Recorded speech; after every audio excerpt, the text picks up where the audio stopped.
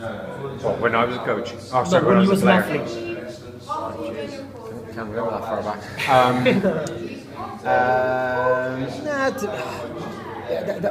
I actually find those sort of questions quite hard for the simple reason that A, it's a long time since I played, and B, yeah, I know the academics that underpin all of that now, so I don't know whether I'm looking either I've just ignored a lot of stuff that didn't go well and only think about the good stuff, or you sort of see things through rose-tinted glasses. So I don't know, but the one thing I can say about that is the two coaches had quite profound positive effects on me, and one was when I was in school, and the other one was Clive Woodward down London Irish, and I remember two particular conversations, one with each of them, about me as a player at that particular time, and just an element of encouragement from them. So broadly speaking, I'd probably say yes, but I think it would be unfair to try and give you any specifics. It's just way too long ago. Yeah, I've worked with coaches that haven't really gelled well enough with me to actually trust them and have like faith and confidence in them. So the coach that I currently have, I've pretty much won my fights with him as opposed to the other one, and I'd say the difference is having confidence in like what his success was, and yeah, because that came out of his leadership. Would you say you develop better as an athlete from a democratic coaching style where you're involved in the decisions and you and your coach are, communicating the goals you want to achieve together, or from an autocratic coaching style where the decisions are just made by the coach and you're just following his instructions? Well, again, like all the literature would say, it's the former, and certainly as a coach, I drive my philosophy that way.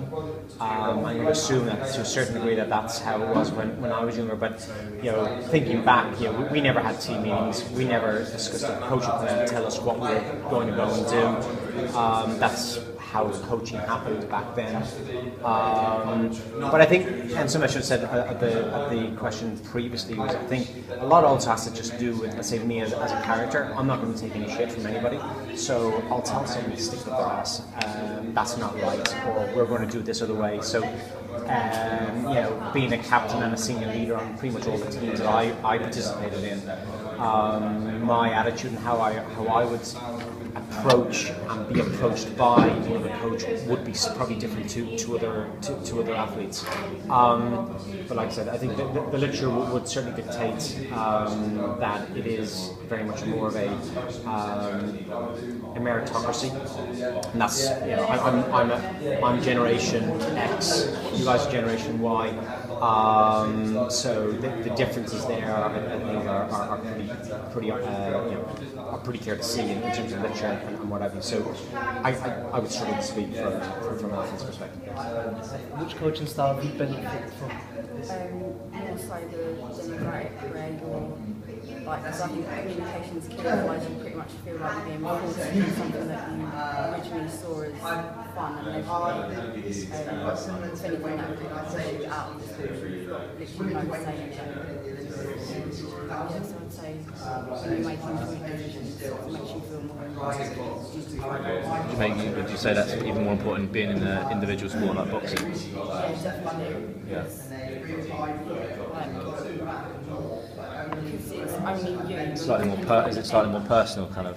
Yeah, definitely. Like, if they need to understand how you're feeling, or like, say if one day you're just really upset about something, you can't perform the best, so you need to have that communication with your coach and say, look, I was unable to go for my run today, I'm not going to be able to make the weight tomorrow, blah, blah, blah. Yeah. And then, instead of him kind of shouting at you saying you should have done it, it's like the other, you kind of feel deflated, you really want to carry on. So, yeah, that's key. Yeah. Have your old coaches influenced the way you coach now? Have they done some things good and some things bad? What would you do differently, so to speak? Broadly speaking, I'd say being communicative that as a principle Yep. is something that I'm good. I think I'm quite good at as a coach, and that's really taken So away. you've taken that on. And Just that principle, yeah. I think pretty much beyond that. No, I've spent a long time working through the system and figuring my own philosophy out, and being very conscious not to take somebody else's. And trying to apply more of a humanistic type of approach to how I go forward. So, have they influenced on a deep subconscious level? Probably. You'd have to say yes, because I was successful with at each group that I went through. I had a very lucky career. I was very lucky in fact. So it would be, I must have had something. But I'd say from a conscious perspective, it would be more just driving that sort of principle around communication, and then everything else I've sort of driven myself in terms of reading, trying to pick out information about elsewhere, etc., etc., etc. So it's scientific journals and things like that. Oh yeah, I'm completely evidence-based. Yeah, it has to be. For me, it has to be evidence-based. Yeah. So it doesn't matter what coach so-and-so started, what the science says, and helps you underpin it sort of. Completely. Yeah. Don't take anything on intuition or anything like that. I'm always looking for reasons for why. So that's where if I sit down and I'd start drawing out my philosophy, my process, and things like that. It's being able to underpin that through all the stuff I've read in the literature. Would you say that's more beneficial than kind of like actual coach education courses, doing it that way rather than looking at actual science and looking at I think it gives me a far more comprehensive understanding in terms of when you hit it, when you hit someone on the edge of the normal distribution curve. So everything they teach you in an NGB is about down the middle. It's about sort of the general stuff. Yeah. The problem is when you have a good team. If you have a good team, you will have more extreme examples of athletes. You'll have the jackass who's unbelievably talented that you need in your team, but might upset all the other 14 players, etc. So it's in how do you handle that player.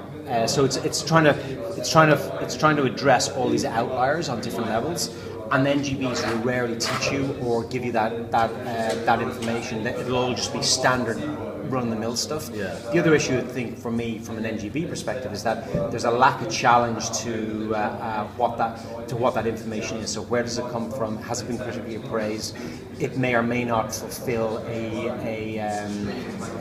philosophical bent that you may have. You might come from the inner city as opposed to the southwest of London. You're going to have different views on maybe how to approach and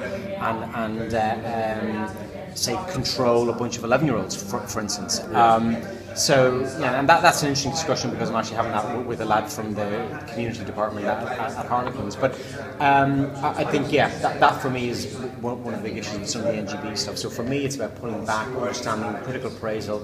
Where can I go and appraise that information so I can learn that myself, so I understand what I'm actually doing, as opposed to just applying a model, not really knowing what I'm going to get out of that. I want to be able to go with a model, go with a set of principles, and then play with those principles based on what I actually see coming back off that. Yeah.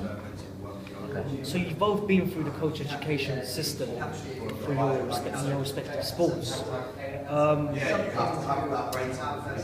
Did the course include any aspects of leadership styles, coach-athlete relationships, power as a coach? Did it include any of that? For mine, no, it's more about teaching skill pretty much skill-based, nothing much else. So just about the sport, no psychology behind, no research behind. No, literally just had to teach boxing. I think that's probably down to the sport itself, it's not really that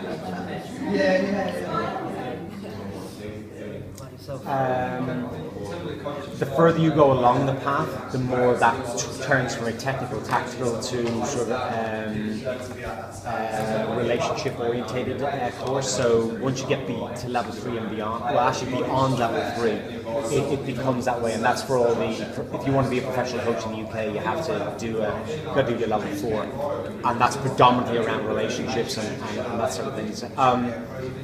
From my own perspective, I've actually spent the vast majority of my professional coaching career trying to upskill on that area. That's the single most important area for me, is sort of the leadership modeling, relationship building, emotional intelligence side of things. So I've spent an enormous amount of time doing my own reading, and essentially I'm only sort of, to be honest with you, I'm only maybe in the last year or so am I really feeling very comfortable in terms of where I believe I can now be truly positively effective